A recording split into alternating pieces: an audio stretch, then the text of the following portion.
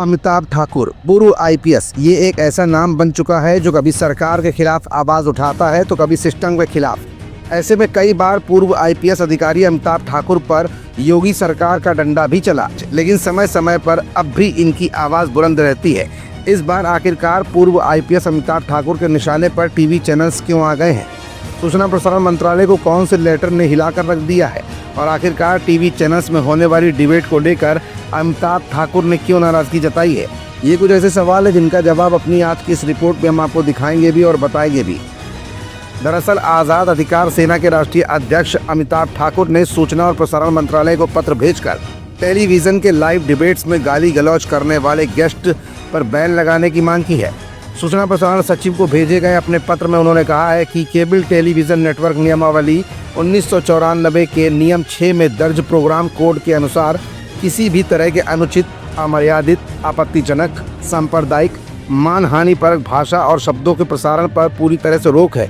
इसके उलट कुछ गेस्ट लाइव डिबेट के दौरान कई बार गाली गलौज, आपत्तिजनक भाषा और मारपीट तक करते देखे गए हैं।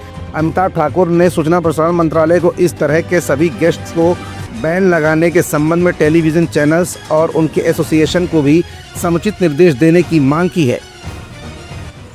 जहां केबल टेलीविज़न नेटवर्क नियमावली के नियम 6 में प्रोग्राम कोड के तहत किसी भी प्रकार के अनुचित, आपत्तिजनक, अमर्यादित, अश्लील भाषा आदि के प्रसारण पर पूर्ण निषेध है, वहीं पिछले कुछ वर्षों से कुछ गेस्ट द्वारा लाइव डिबेट के दौरान अनवरत, अमर्यादित शब्दों और गाली गलौज के साथ यहाँ तक कि मारपीट तक के दृष्टांत सामने आए हैं।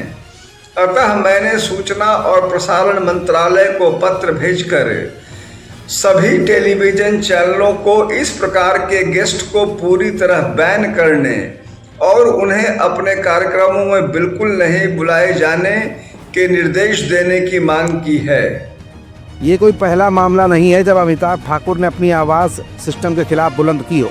इससे पहले भी तमाम मुद्दों को लेकर अमिताभ ठाकुर सुर्खियों में लगातार बने रहे। फिलहाल इस मामले में अब उनकी खुली खिलाफत टीवी चैनल्स के लिए है और अमिताभ ठाकुर के भेजे गए इस पत्र पर सूचना प्रसारण मंत्रालय कितना संज्ञान लेता है और उनकी बातों को कितना गंभीरता से लिया जाता है, ये भी समय की गर्त में है।